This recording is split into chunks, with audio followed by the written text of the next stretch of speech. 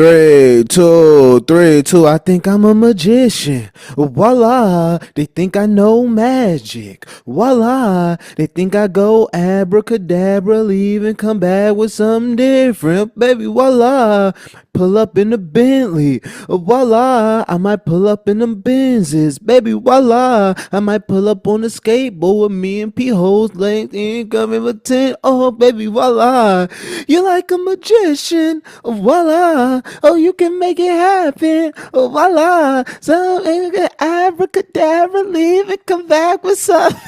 Hey, yo, welcome back to another episode of the Artist Block Podcast. I'm your host, Eric Curry III. Listen, if you know that record, you're really tapped in. You're tapped. That's a you're tapped in record. With music, you really be on your ones, you really be listening, really be paying attention, really be locked in. Thank y'all so much for tuning into another episode of the Artist Block Podcast. Listen, I know last episode was real quiet. I recorded that one super late. I'm making sure that it is 7 o'clock when I am recording this. Oh, we're getting loud. Let's get loud. No J-Lo. Listen, I liked last pod. I think I like the subject matter of last pod. I like what we were talking about, but I hated the fact that I was whispering for like the whole pod. Like it felt, the pod felt like ASMR. Felt like I was messing up. I was stumbling over words. I was doing a whole bunch of stuff because I didn't have no sleep. I was up all day. Didn't have no. Don't worry, we're never doing that again. Listen, if you're listening to this episode on your favorite podcast platform, please give me a 5-star and a review. You can just say that this is the greatest podcast you have ever heard in your life. If you're listening to this podcast on YouTube, make sure you like, comment, subscribe, turn on post notifications so you can be notified every time you post a podcast. What are we going to talk about today, Eric? This is going to be a really quick day. Grammy recap, Drake PND album, Drake first show in Australia. We're getting up out of here. Listen, I have a lot to say about the Grammys. Oh, we're jumping straight in. I mean business. Listen, I have a lot to say about the Grammys, right? The Grammys, these Grammys were an ode to Black History Month. I am convinced. This was the most this was the most sue me, I'm rooting for everybody that's black Grammys that I ever saw. They said that this is the first Grammys where like all the three big categories, I think that the three big categories was won by black artists. So I think record of the year, song of the year, album of the year are the three big ones. And guess who won them? Kendrick Lamar, and Beyonce. Beyonce finally got album of the year. Now, I have a controversial take on Beyonce getting album of the year. Do I think Beyonce deserves album of the year for Cowboy Carter? I'm gonna let my reaction get to, y'all can tell me what I think based on my reaction. I'll tell y'all if y'all right or not. Do I think Beyonce deserves a Grammy for Cowboy Carter? But did Beyonce deserve best album years prior? Hell yeah. The only year I'm going to give her is Adele, even though, because I think that was Adele, I think that was, what album was that, 25, and Lemonade came out during that same Grammy year. So I'm gonna give Adele that. One, because 25 Hello was everywhere. Literally, everybody was memeing Hello. And Adele is in the Beehive, so I will give Adele that win. But every other win, nah, B got hold. B got hold. So I do think that this Cowboy Carter album of the year win was very the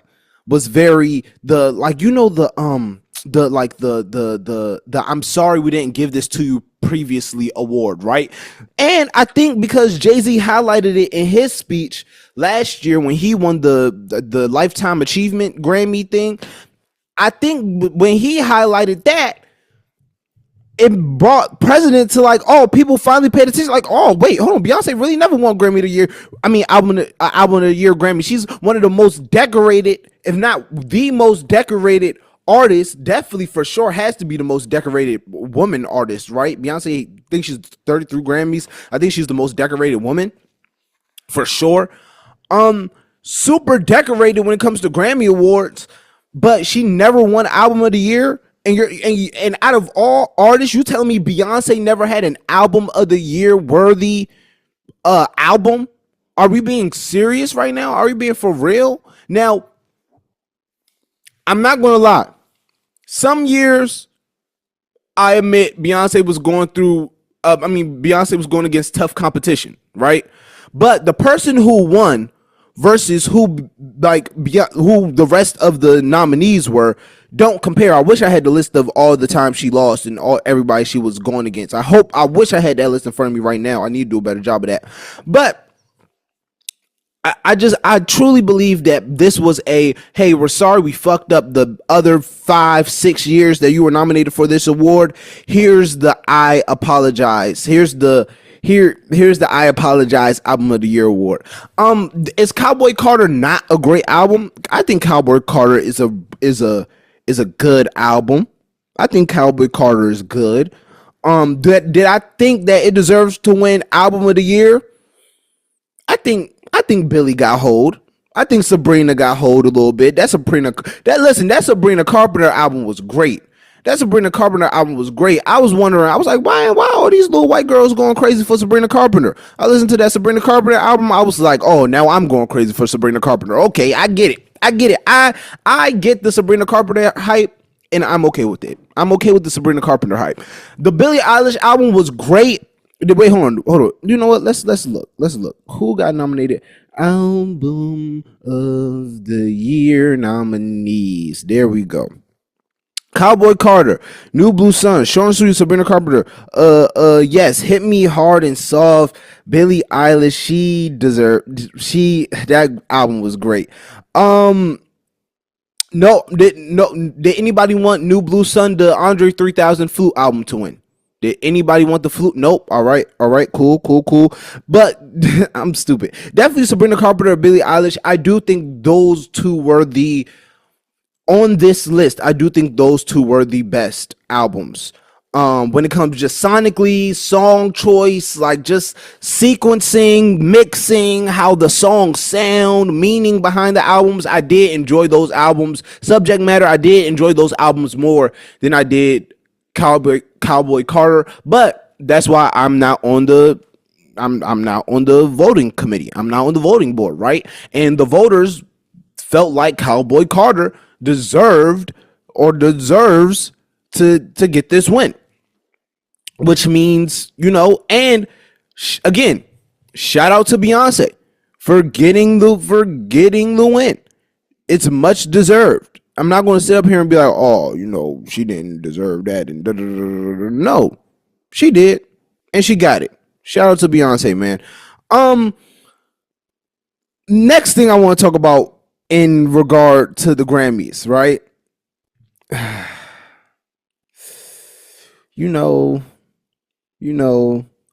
got a text message the day after the Grammys.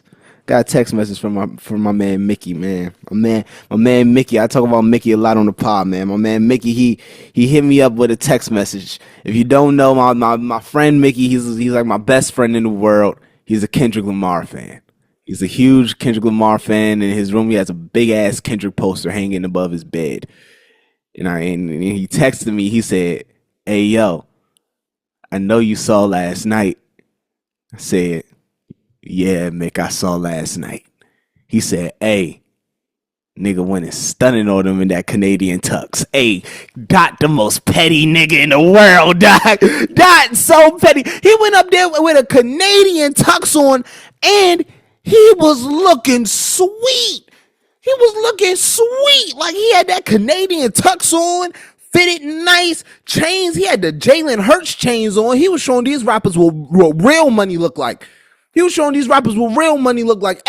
I know y'all be trying to buy these chains for your teams, and I know y'all be walking around your diamonds all cloudy. I know y'all be walking around. Let me hit y'all with the Eliante Jesus piece, diamonds dancing. Those the diamonds. Future and Drake was talking diamonds on me, dancing. Them Jones was glistening. I had to turn my phone brightness down when I was I was looking at his speech. I had to turn my phone brightness down, man. I looked at K-Dot and I was like, you know what, Kenny, use one. Bad mother, shut your mouth. Kenny, I'm not gonna lie. Kendrick, he deserved to win everything. Record of the year, song of the year, What else did he win? He showed up to the Grammys after winning 3 awards already. He already won 3 awards.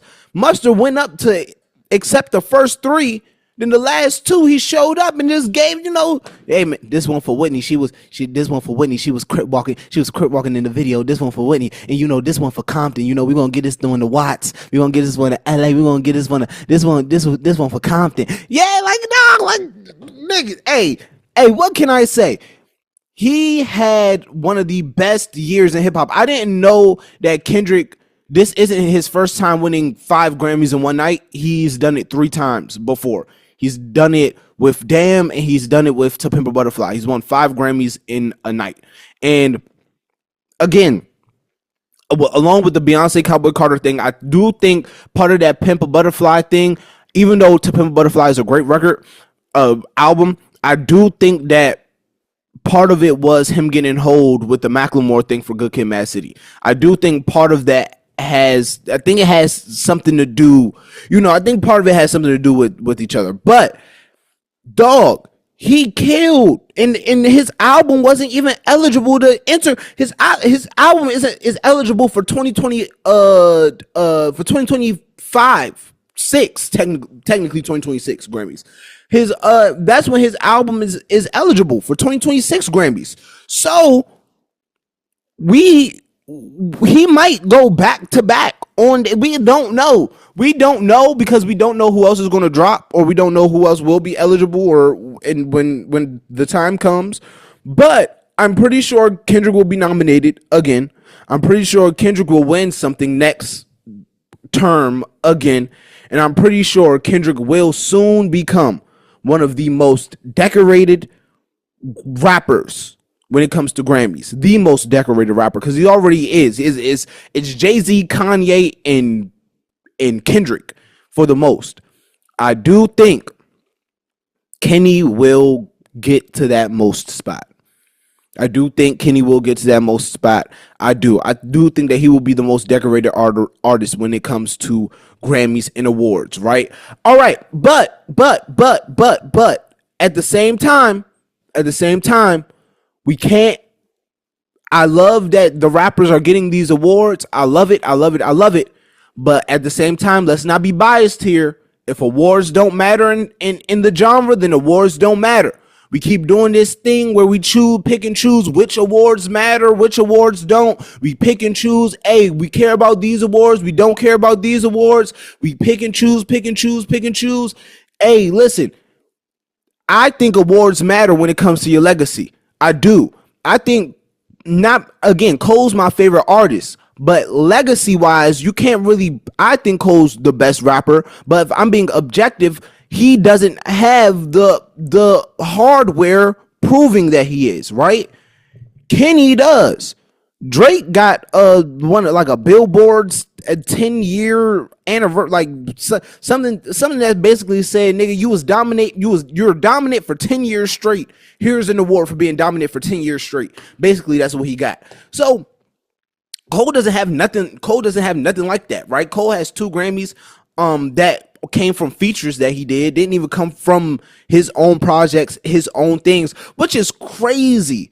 Like, I think that is insane that Jermaine Cole, the artist with the repertoire that he has, does not have an individual Grammy, right? But at the same time, the power of Kenny, power of Dot, every time Cole runs, or every time it's like a Cole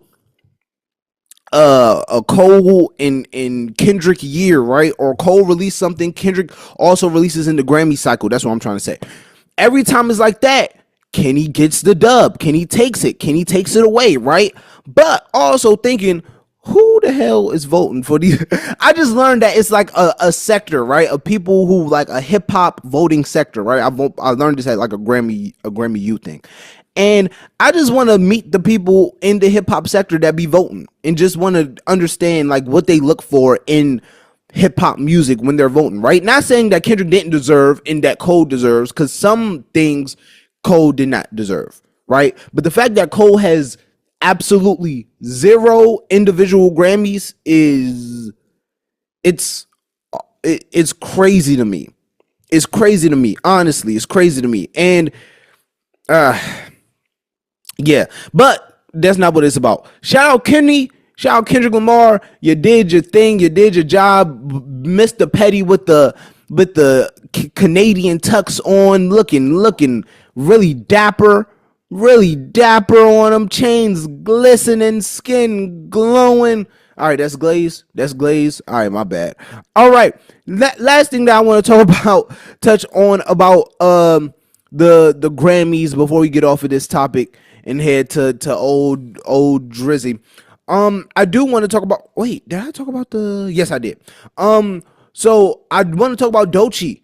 One, I want to talk about two things when it comes to Doechii. I want to talk about one, shout out to Doechii for winning Best Album, right? Her mixtape won Best Rap Album.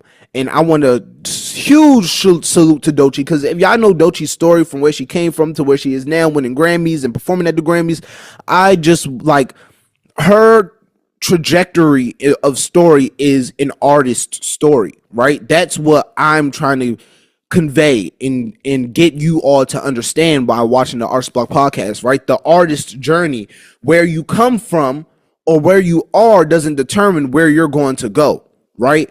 She, again, very vulnerable and honest about her trajectory in music when in her music, right? So if you don't want to listen to me, just listen to her tell it through her songs, right? But she literally has a video out on YouTube talking about how she quit her job. Now, and that was in 2020. 5 years later, she's a Grammy Award winning artist off of a mixtape. Not even in her album, off of a mixtape. And I think she's about to release something soon. There's only two other women that won that award. Lauryn Hill, Cardi B. Both of those two albums literally transformed music. The Miseducation of Lauryn Hill transformed music in such a crazy way at the time. And Invasion of Privacy transformed the way that women are viewed in rap today, where women are like, oh snap, Cardi B is like, she brought that type of attention and limelight when it was a Nicki Minaj industry for so long, and it was like, okay, only Nicki can be this dominant. Cardi came in and just took the whole game over and flipped it, like flipped the whole narrative of what the game could be and is today. Now I can't wait to see what an artist like Doechii, with Doechii's stand power, with Doechii's creativity, with Doechii's mind, with Doechii's musical capability, I cannot see what she does after this. Immediately after she won the Grammy, she released a song. And the song is called, I believe the song is called Nostalgia. And in the song, she quotes Kanye. She says, everybody wonders what Doechii would do if we didn't win. I guess we never. And she starts rapping. She starts rapping. And those type of antics are the antics that I love and the antics that I am here for, right? I am here for those type of antics. I'm here for the foolery. I'm here for the tomfoolery. I really am. I'm here for you being so proud of yourself and being so proud of yourself, and two, being so confident that you know that you're going to win, that you have a song prepared for when you win. I love it. I love it. I love it. I love it. Like, she's on the, like, after she got off the stage, she on the phone with the team. Yeah, drop it. Like, I love it. I love it. Listen, again, this is a Doechii stan page, right? So I love Doechii. There will be no Doechii hate or slander going on over here. Her speech was great. I also want to talk about her amazing performance. Her performance was super captivating. If you are a young artist and you're wondering what a major performance is supposed to look like, you're wondering what your performance is supposed to look like when you're on a major stage, you're wondering how you're supposed to move, how you're supposed to dance, how you're supposed to do X, Y, and Z, look at Doechii's Grammy performance. She does a masterclass on what it means to be a performer. She does a masterclass on what it means for her dancers to be in unison, right? She does a masterclass in what it means to have breath control. It's a masterful performance, right? It's somebody who you can look at and you can see genuinely cares about the art. You can look at them and see, oh, she genuinely cares. She looks at this and it matters to her. Like, It literally like that's what it felt like. It felt like everything that she did mattered, and she didn't treat it lightly. She didn't treat the moment lightly. She treated it as like, no, everything about this moment matters. She wasn't too cool, right? She wasn't too cool, but also you can tell that the moment wasn't too big. And that's what's impressive to me. I do think TDE has something in the water. Also, shout out to SZA for winning a Grammy. Dang, SZA won, Doechii won, Kendrick won. TDE had an amazing night. Even though Kendrick isn't technically TDE no more, he's still affiliated. TDE had an amazing night, Grammy night. I'm not gonna lie. I think 7 Grammys went home to TDE. An amazing night for TDE for sure. But again, shout out Doechii.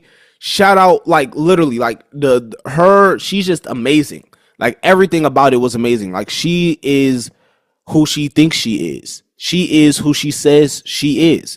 And one thing I can tell about her is that she's going to keep showing y'all that she is who she say she is, right? She believes in herself so much that no matter what you say, her belief in herself outweighs anything that you all can say. And that is admirable. God damn. Admirable. There you go. Gee, I couldn't get that out. That word was spanking me. Lord Jesus, pause. Yeah, it's admirable, right? That we can look at her and she has so much integrity in her performance. There's so much passion in the movement, so much passion in everything that she has going on, right? Shout out Doechii. I also want to talk about Kanye. I want to talk about Ye and Bianca on the red carpet. God damn. All right, listen.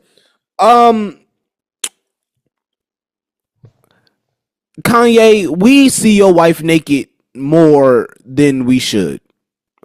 I've done seen that. I done seen that lady's everything at this point. I done seen a little nip. I done seen some nip. Hey, listen, man, free the nip. I'm pro free the nip, right? But it's like it's just brick house. She landed all hang like brother. Your wife is brother. All she had on was a long furry trench coat. That's it. That's no exaggeration. That's literally that's it. There's no exaggeration. All she had on was a long furry trench coat. Y'all know how, like, in the movies when the girl be coming up to the dude's house and they be in the trench coat, but then it's lingerie under the trench. It wasn't even, no, it was just the coat. It was nothing else. It was nothing else under the coat. I saw Cooter. Kanye, I don't want to see that on the Grammy stage. I don't want to see that on the Grammy red carpet. Kanye, I don't know. We don't want to see that. We don't want to see that on the red carpet, Kanye. We don't want to see that. Then rumors getting spread of y'all getting kicked out because y'all wasn't invited to the Grammy thing, and then you was going on Don Lemon and you was calling him a coon for all of this stuff. But in reality, Don Lemon is the one that helped and cleared up the rumor that y'all got kicked out off the Grammy stuff. But Kanye I haven't seen Bianca Censori. How do you say her last name? I don't know. But I haven't seen his wife wear normal clothing ever. Ever. I haven't seen her wear normal clothing ever. There's no normal clothing. It's just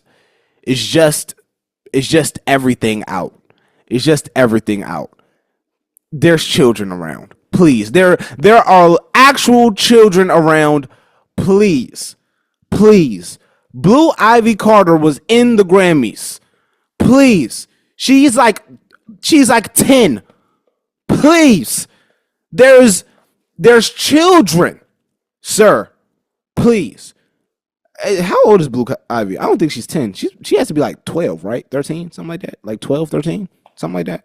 I don't know. Anyway, she's a child. She is a child. And I bet there was younger children there. The reporters was asking about Hazel, Victoria Monet's daughter. Imagine if Victoria Monet brought her daughter, brought little Hazel, and Hazel done saw the goodies of somebody that's not her mama. That ain't, come on. We need to get it. Come on, we need to do better. We need to do better as a society. But one thing I did like about Kanye that I did see this week was Kanye went on Justin LeBoy's podcast. I'm sorry. That's my bad. I'm sorry. Kanye went on Justin LeBoy's podcast, and he basically was talking about the Drake and Kendrick thing. And to make a long story short, Kanye basically was like, Kenny killed Drake for now. You can never count out Steph Curry. He can just come back and hit 200 3-pointers. I think that's what he said. I think that's damn near what he said verbatim. And I found that very interesting, right? Because people was like sitting there and saying, "Oh man, Kanye, he's going to come back around and talk about how much he loved Drake, and he's going to end up giving Drake his props again and X, Y, and Z." But I was looking at the clip, and I rewatched the clip one more time, and I was like, no, it seems very clear that he's giving both Kendrick and Drake props here. He's giving Kendrick props for what he did in a battle and being able to dig a grave, bury a top 5 artist ever into a grave, one of the top hip-hop artists ever, in a grave, bury him, dig up the dirt, put the dirt back over the body, pat the dirt down, and walk away, right? That's what he said. But then he's also acknowledging the ability of Drake to bounce back, and the reason he's doing that is because he has seen it before. We forget that Scorpion, which to me was the last great Drake album, that was the last album that I was like, yo, there's nothing but this album is great, right? But we forget that right before Scorpion, and the reason we got a lot of those Scorpion songs was because of the beef between him, Kanye, and Pusha. So Kanye has seen firsthand, when you try to shoot him down, his ability to bounce back. He's seen that. Also, Drake, as much as people want him to go somewhere, and as much as people hate this man for I don't know what reason, because you don't know him, you hate him because of what he did to other people that you don't know, which is weird. You hate somebody for what they did to people that you don't know. I can understand if you know the people, but you don't know these people. He did bad things, allegedly, to people that you don't know and that don't know you. So why do we care again? Why are we making this about anything but the music? Anyway, even though a lot of people want to see him gone, guess what? The only 2 artists with over 1 billion streams in 2025 are these 2 men. And you're trying to tell me that he's dead? Only 2 hip-hop artists. Let me say that. Only 2 hip-hop artists. And you're trying to tell me he's dead? You're trying to tell me him, Aubrey? Get out of here. Get out of here. No. What are we talking about? Like, we have to be for real. And we have to be honest with ourselves. And we have to really take a look at what it means when somebody's career dies, right? MC Hammer, career died. Vanilla Ice, career died. Ja Rule, career, life support. He is too big of an artist for his career to just die. He's too big of an artist. He's too important as an artist for his career to just die. UMG knows that. Everybody knows that. UMG knows that. That's why they haven't dropped him. That's why UMG knows that. That's why they're about to let him to. That's why they're allowing him to release the new PND album, which is coming out soon on Valentine's Day, which we're going to get to soon. UMG knows that. That's why they're making him fulfill his contract, because they understand how valuable he is. That's why he's in Australia right now doing another tour. The value of him alone is going to keep him relevant. So there's no need to wish death on something that will always be around. he will always be around, whether we like it or not. No matter if it's to the same scale of where it was, probably not. But he's going to go down to where these guys are now, which are still superstardom. So while he might not be Drake, that's number wise, I'm out of here, y'all not keeping up. Number wise, he might go down, but to where these guys are.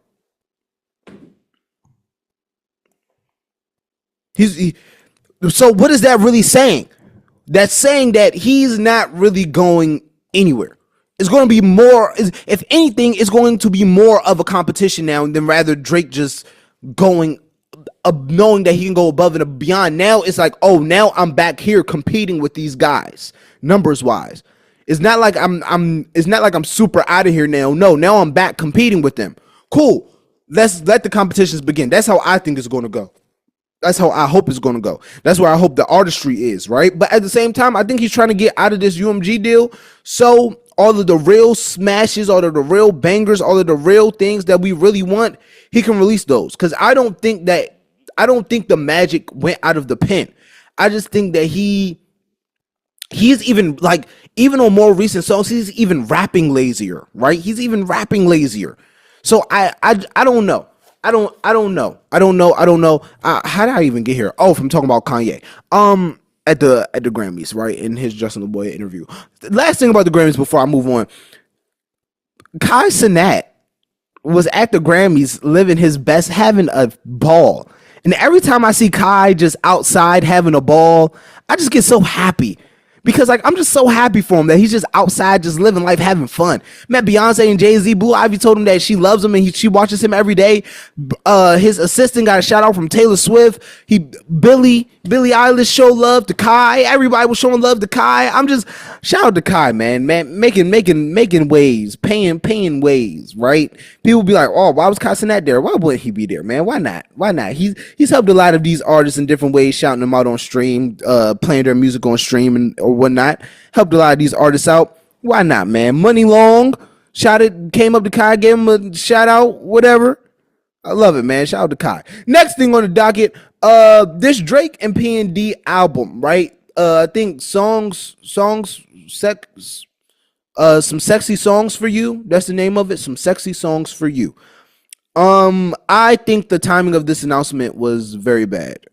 And I think that this should be a lesson to all up and coming artists about not over promising to your audience or not promising too much too early to an audience, right? Because remember, he promised this album for us back in, I think, damn near October, November or October, something like that. He was like, oh, it's going to get cold. We're going to drop this album, right? So I'm thinking he's going to drop it late fourth quarter, get it through the first quarter.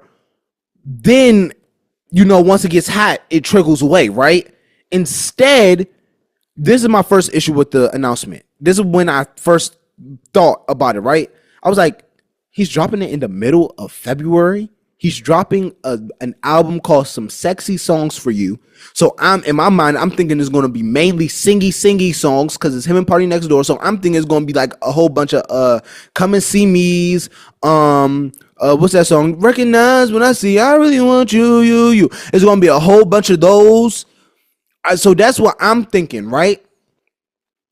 And he's dropping that shit in February, in the middle of February, in the dead middle of February, when March is in 2 weeks and April is in a month. When it's about to start getting hot, it's starting to get hotter outside. You're going to drop in the house music as it's getting hotter outside. You're going to drop the love song music as it's getting hotter outside. Does that make sense? I don't think that makes sense. I think if you were supposed to drop this album late fourth quarter is the time to do it, or right before like the holidays is the time to do it, so you can give people something to go into the super cold months with. They're not leaving the house. You want people to have something nice, chill for the super cold months in the house.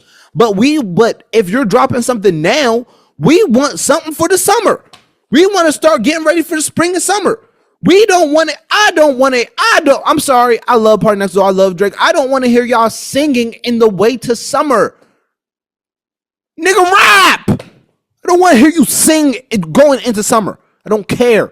I don't care about how good or how bad you both can sing going into the summertime. I can care less. It's summer.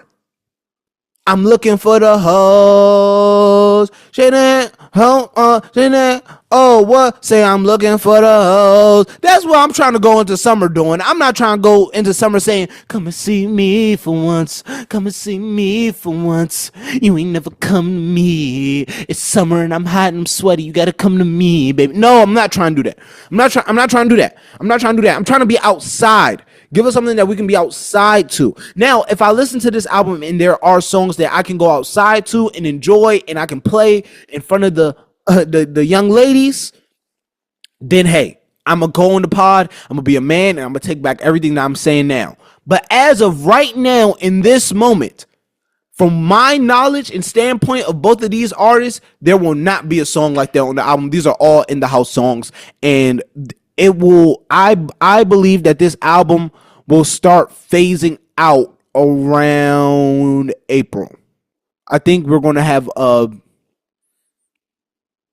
March. Think around March, around like the 20s in March. So towards the end of March, the album's going to start fading out. I think so. And not, this isn't me wishing bad on the project or on them doing this project, right? I don't wish bad on them, but I just think that this move was miscalculated. I think this is another miscalculated move. I just don't think the timing of this album was great. Also, you're going to announce it on Grammy Day or day after Grammys, whatever. You're going to announce it after the guy won the Grammys for the song "Calling You a Pedophile." I didn't like that move either. I'm sorry. I didn't like it. I didn't like that move either. That just felt like another petty thing, a petty jab, but I didn't like that. I also don't like yeah, I just think for me, I just don't like how late this album is coming out. To me, this album is coming out too late. And again, this is what I mean by overpromising, because now you feel like you're forced to release it during this time because people keep asking for it. So you feel forced to release the album. And you feel like, oh, well, because I promised them this, now I have to release this. I can't just hold on to it, right? It's almost like ASAP Rocky, right? Promising that he's going to release Don't Be Dumb. But now it's been damn near 5 years and we're like, Rocky, where's the album? And he's like, oh, it's still not done yet. And then he promises it again, and then he's going to promise it again, and it's still not going to be done. It's still not going to be ready to come out. So you put yourself in a dilemma, or you come and you drop an album at a bad time. You drop an album at a bad time. Like, this is just bad timing. You're dropping it in the middle of the first quarter. Damn near into you're dropping it in the middle of the first quarter. Towards the end of the first quarter, that's when we get all the summer songs, the about to be summer songs. Second quarter, we're starting to be outside. So the summer outside songs start ramping up. They start ramping up rapidly. Third quarter, you start seeing the summer outside songs start slowing down. They start slowing down around August, September. They start slowing down. The R&B wave starts coming back. October, November, December, R&B, R&B, R&B, R&B, R&B. That's just the wave. That's just the way. Waves don't lie. So yeah, I just don't think that this was a good idea. But you know what is always a good idea? Tuning into the Arts Block Podcast. Thank y'all so much for tuning into another episode of the Arts Block Podcast. I've been your host, Eric Curry III. You can follow me on Instagram at Eric Curry III. You can follow the podcast at Arts Block Podcast. If you're listening to this and this is your first time listening to the Arts Block Podcast, wait! I have to give y'all my Dead or Alive. I almost forgot. Yeah, Dead or Alive is a segment on the podcast where me or the artist gets to choose other artists that we would like to work with that is dead or alive. Now, we can choose one artist. We can choose 100 artists. This is my pod. I'm going to do whatever I want. What do I want to do? I'm going to do Chris Brown. Shout out Chris Brown for winning a Grammy for 11/11. Shout out Chris Brown. Well, much deserved. Been deserved. I'm going to do Chris Brown. I'm going to do Sierra, just because she's in my 1-2 step. Um, and I'ma do Denzel Curry. Because I thought about Denzel Washington, but I feel like I've been saying Denzel Washington too much. I've been putting that out into the world too much. That I'm gonna work with Denzel. I believe it's gonna happen. Denzel, if you see this, you know the number. No, you don't.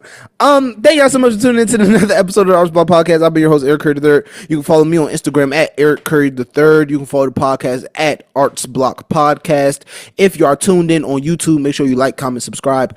Turn on post notifications so you can be notified every time we post a pod. If you are tuned into your favorite podcast platform, make sure you give me a 5-star and a review. Just say that this is the best podcast you have ever heard in your life, and that will suffice. Remember that artists never die. Remember that God loves you. I love you. Do something that you love every single day. Do it with meaning, do it with purpose, do it with passion, do it well, do it with love. I'ma see y'all when I see y'all. Peace.